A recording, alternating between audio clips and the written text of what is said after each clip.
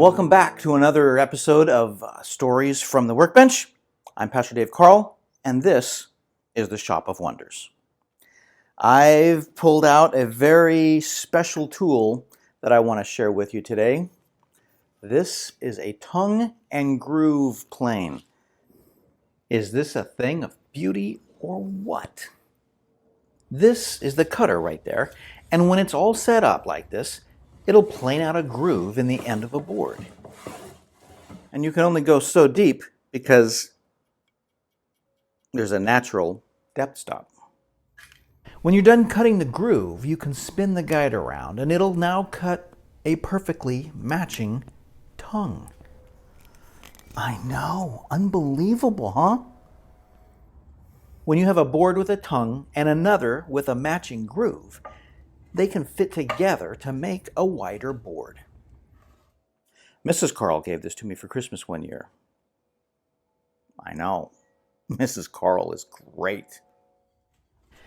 You might have noticed that we were using the Story Workbench to hold the board while we were planing. This is my leg vise. It can put a ton of pressure on a board, but when you're planing, the board can still slip forward or swing down in the back, no matter how much you tighten the vise. This board needs more support. This is called a cleat. The more a board is pushed into it, the tighter it's pressed into the edge of the bench. This is never going to go any further forward than this. As for the swingy problem, we need more support back here. And fortunately, I've got just the solution. This unassuming little peg of wood is called a bench dog. I don't know why, it just is, but this will go into any one of the holes that I have drilled into my workbench. Voila. That board is not going anywhere. These holes can also be used by a holdfast. Now, a holdfast is just a round bar that's been bent and shaped. I made this on my dad's forge. Admittedly, it's not very pretty, but it gets the job done. You can just tap it in and it binds in the hole and grips so firmly that you could probably lift this bench up with the holdfast. To release it, you just tap here and it lifts right out. Are you ready for another Bible story? And remember, the Bible is God's Word. Everything in it is true. It really happened. Now for today's story, I'd like us to start way back at the very beginning. Today's story is God, Adam, and Eve. In the very beginning, there was nothing. Not old rocks or piles of lumber to use. Nothing existed. There was nothing to make anything else out of. God started out with nothing. And in fact, there was so nothing, there wasn't even light. Can you see? Oh, my toe. I'm fine. Of course you cannot see what's happening because in the beginning there was not any light to see anything by. Oh, my head. I can't wait till we get to the part where there is light. So God made new stuff out of nothing. He spoke, and things that didn't exist before existed. The skies, the oceans, the mountains, the plants, the animals, everything that there is, God spoke them into existence. It's all there in Genesis chapters 1 through 3. Then lastly, he made the first man, and his name was First Man. His name was Adam, but it means first man. God made Adam out of the dust of the earth. And then he gave him a gift. He gave him a really important job. Adam was given a garden. Oops. Looks like we need to secure this somehow. Fortunately, we have just the thing to keep our forest from falling down.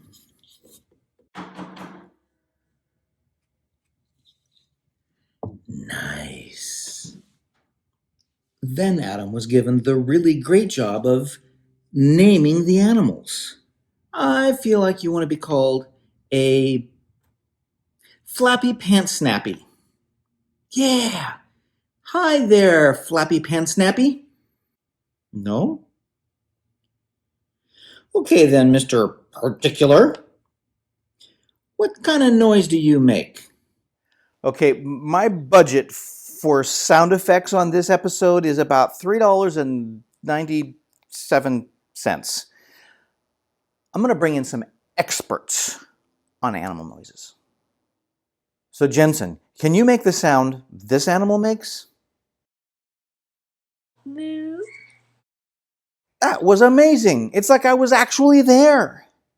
Ooh, well, that's clearly not the sound of a Flappy Pants Snappy.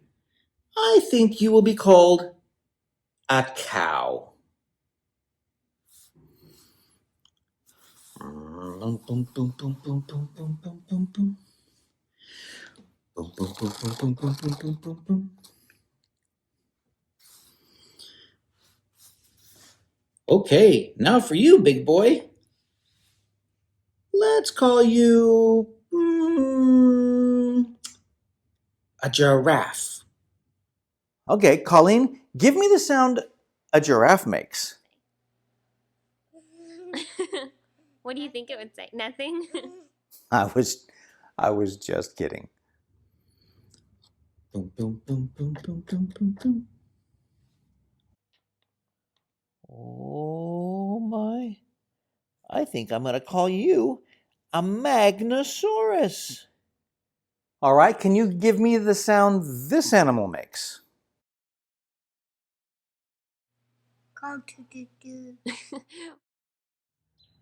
Well, maybe you're not a Magnosaurus. I'm gonna go with chicken. Chicken it is. So Adam had the fantastic job of naming all the animals and of making the Garden of Eden bigger. While Adam was naming all of these animals, well, he noticed something. Hey, there is always a boy chicken and a girl chicken. And there's a boy cow and a girl cow. There's even a boy Flappy Pants Snappy and a girl one, although I've not found one yet. But there's nobody for me. So God made Adam go to sleep. And while he was asleep, God took out one of his ribs. And from that, he created a woman so that neither of them would be alone. In the original Hebrew, I think, Adam said, "Wow, nicely done, God." Now, Eve was there to help Adam take care of everything. And the amazing thing about being them is it was just perfect. They were never going to grow old. They were never going to die. They had really important work to do. And every day, it went really well. It was perfect. They talked together and they laughed together. And they were all perfectly happy because God was with them. He provided the garden and everything they needed or wanted. There was no sin. Yay, no sin. I just love that there's no sin. And no mean words, and there was no sadness, and there were only good days. But then it happened. Oh, it's time for a commercial. There are big things going on right now, not just in the news. Right here at Stonebriar Community Church. Some places have slowed down, but we have ramped things up in a digital fashion. We have online gatherings for preschoolers through adult. There is gentle worship and bouncy fun. And of course, amazing teaching. There's no need to feel disconnected. Join us online anytime at stonebriar.org.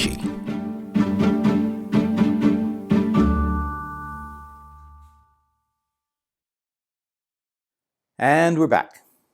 Now, in the Garden of Eden, it was full of trees, thousands, who knows how many trees. But there were two that were very special. The first tree is the tree of life. The other was the tree of the knowledge of good and evil. God had very clear and very simple instructions for that tree.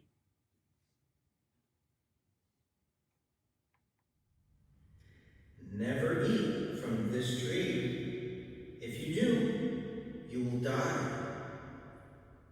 Don't do it.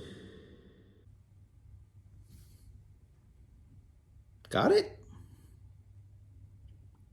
Got it. High five.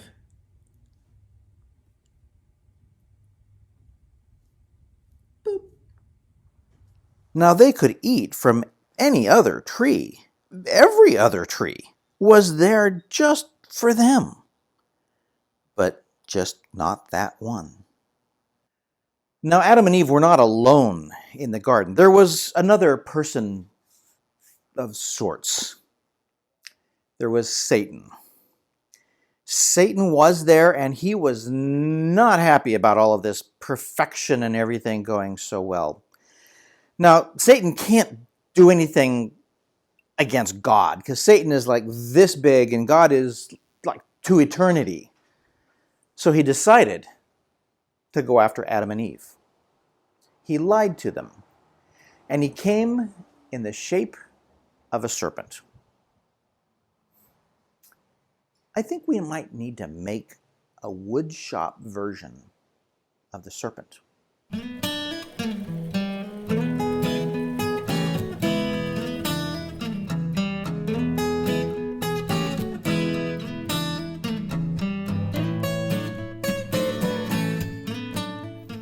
Now, I do not know why Eve would have a conversation with a talking servant. I think I would just scream and hit him in the clavicle or something. I don't know why she felt comfortable conversing with a talking serpent, but she did.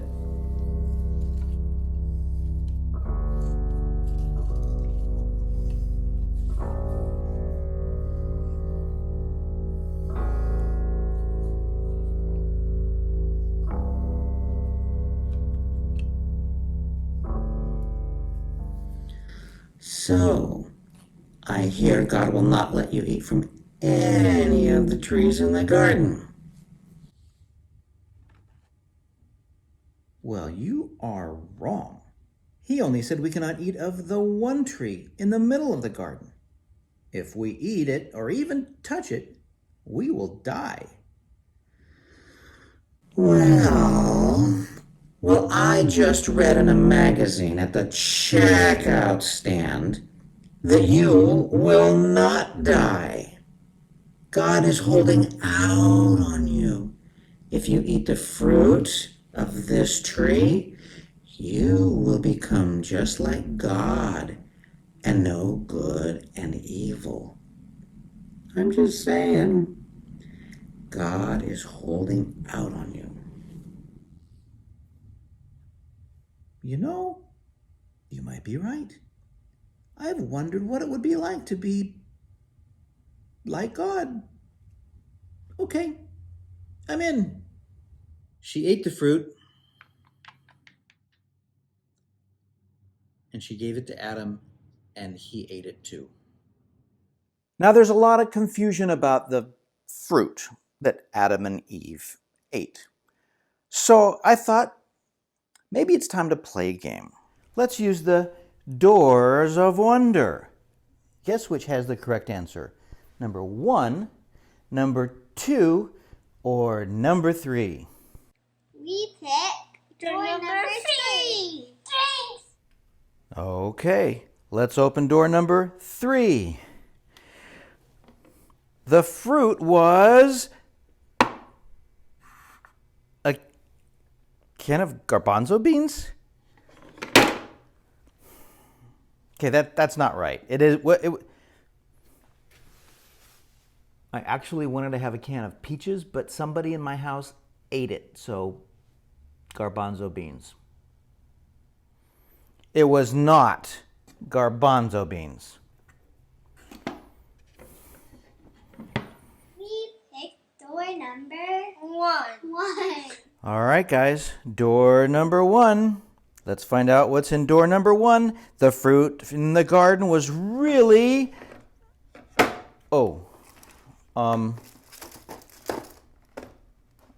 I forgot. I had hidden my secret snack here. That's not right.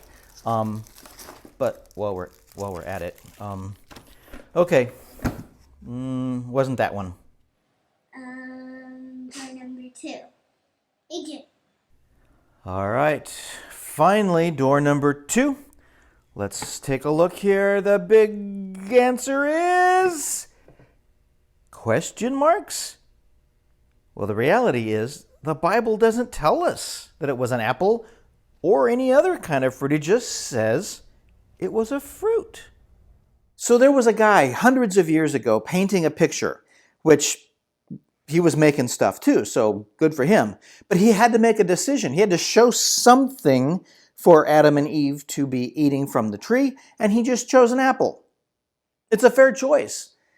It's just the Bible doesn't tell us it's an apple. It just says it was a fruit. Now, this is very important. Never make up stuff about God or the Bible. If the Bible tells us something, then it's true. If it doesn't tell us something, we don't know. And that's why it's so important to read our Bibles, to find out what it says and what it doesn't say. It says fruit. Let's go with fruit. Okay, let's get back to our story. Eve disobeyed God. She ate the fruit and gave it to Adam, and Adam ate the fruit too. Neither of them had any idea what was about to happen. And that's the way it is when we disobey. Mostly we don't understand what's going to happen next. That's why we have faith in God. We can't possibly know what He knows. It's our job to trust Him and to obey Him. So what happened with Adam and Eve? Well, lots. They got kicked out of the Garden of Eden. They were so sad. Weeds and thorny bushes, that's a thorny bush, grew, and worst of all, sin infected them, well, like a virus. And all of us since then, we have it too. We have the sickness of sin. And that would keep us separated from God forever, except for one thing. One giant, amazing thing. Jesus, all the way back in the garden when it happened, God had a plan on how to fix all of this mess that Adam and Eve made God was going to have Jesus come and put everything back together. Now, it would be a long wait. It would take a long time from the day of Adam and Eve. But Jesus, he came. God did not give up on us. And our part, the role that we play in this amazing plan, it's pretty simple. We believe that Jesus Christ is the Son of God, came to save us, to love him more and more all the time, and to obey him. And if we do those, God will take care of everything else. That's our story for today. Now, I'd be interested to see the things that you're making to tell your stories. I think we should all be making things, and I think we should all be telling stories. So if you have been, and you have pictures, send them to me. I'd love to see them. Shoot them to me at workbench@stonebriar.org. That's workbench@stonebriar.org. Have a great week, and we'll see you next time on Stories from the Workbench.